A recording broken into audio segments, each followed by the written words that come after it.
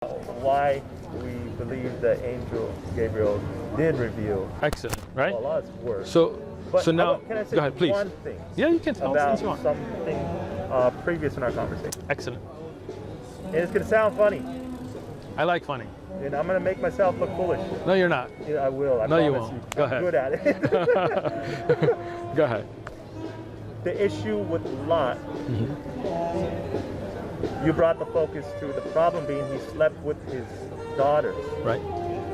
I think that the issue with Lot is that he got drunk.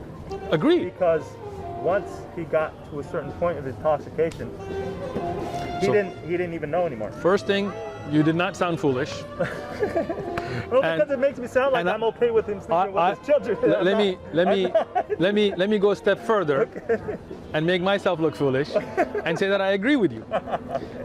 It's not the issue of him sleeping with his daughters. The issue is when you allow yourself to be that drunk that you can repeatedly sleep with different daughters and not realize it, that is a sin in itself. Let me give you an example, right? Today, if somebody gets in a car and hits somebody, right? And they weren't drunk, they weren't breaking the speed limit, it was just an accident. We don't consider that a crime. We consider that an accident, right? But it's not a crime. But if you were drunk, what happens now? That's a crime. Yeah. Right? Yeah. So sleeping with your daughters is bad enough. I'm not, again, like you, I'm not justifying that. But the fact that he didn't realize it, right, makes it that wasn't the issue. But allowing yourself as a righteous man to get that drunk, that you can sleep with your own daughter, not once, not one daughter, repeatedly, and not even realize it, is not the way of a prophet or a righteous man, right? Now, today, we as Muslims don't drink alcohol, right? Not because we have something against alcohol itself, but because Allah made it haram, forbidden for us in the Quran. Why? It doesn't harm Allah any if we get drunk. Foolishness happens. Exactly. Look, I grew up here. How many kids got molested because their parents were drunk? How many were abused because their kids were drunk? How many people got into fights because they were drunk? How many people died? I have friends that died that got hit by drunk drivers, right? Drunk drivers is one of the leading causes of death in America, right? So think about that.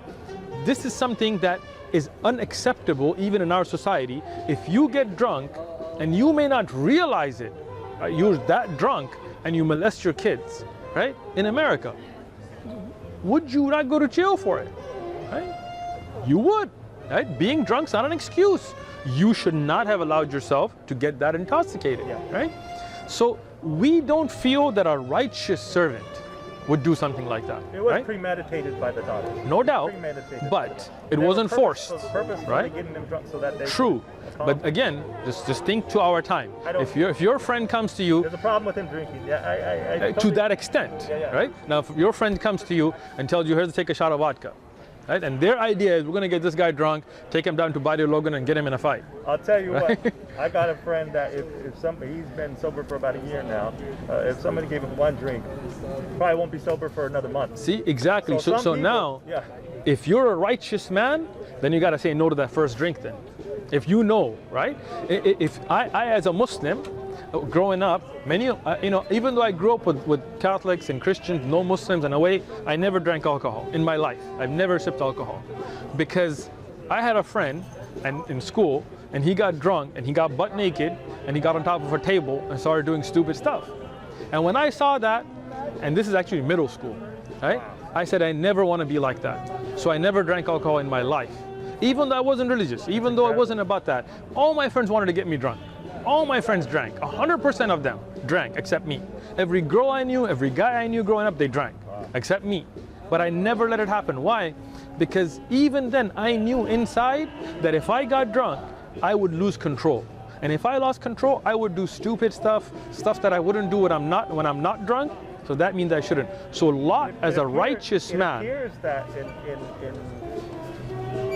I've only read this in the Old Testament, the Christians' Old Testament, that there was, in a sense, alcohol was, in a sense, part of the culture of the Jewish people. See, but and there was the wine, and then there was strong drink, and it talks about, like, you give strong drink to a person who's so overcome by troubles in their lives to kind of relieve them. See, we believe that the parts of the Bible that talk about not being drunk with wine, this is where the true message was. Okay.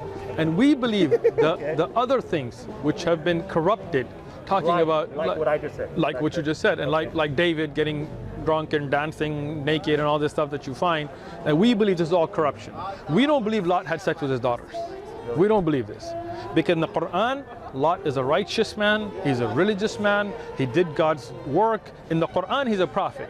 Whether he's a prophet in the Bible or not can be debated. Some Christians consider him, some don't, doesn't matter, right? But he is called a righteous man.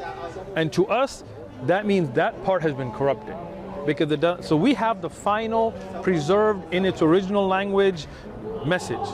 So anything we find in the Old Testament, we know that because the original message has not been preserved. The original Old Testament was lost at the fall of Babylon, and was original New Testament, the earliest we have in Koine Greek, hundreds of years after Jesus. I thought in Babylon there was a council put together to create the first canon. Sure, but there was the teachings. Sure, the teachings of the Torah or Tanakh were there before the fall of Babylon. As the fall of Babylon happened, a lot of those were lost. And then from stories, and they made a council to recreate a lot of that, right? Which changes a lot of it. Even if you see the Dead Sea Scrolls and what they have found from there with the Old Testament has many differences than what we find as in the regular text of the Old Testament today.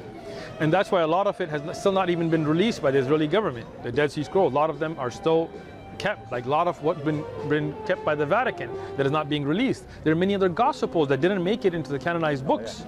The Gospel of even Judas. There's a Gospel of Judas. There's a Gospel of Barnabas. There's of Mary Magdalene. And for whatever reason, meaning all of this is going through a filter.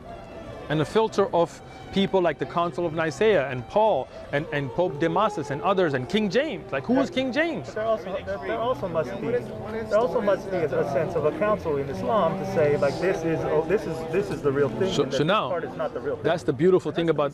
So there's a beautiful thing about the Quran, that in the lifetime of the Prophet Muhammad, peace be upon him, from Al-Fatiha, from the first surah that you will read till the last, was already put in order, was already organized and confirmed by the Prophet Muhammad. That's cool. I like that. But, you like it, right? But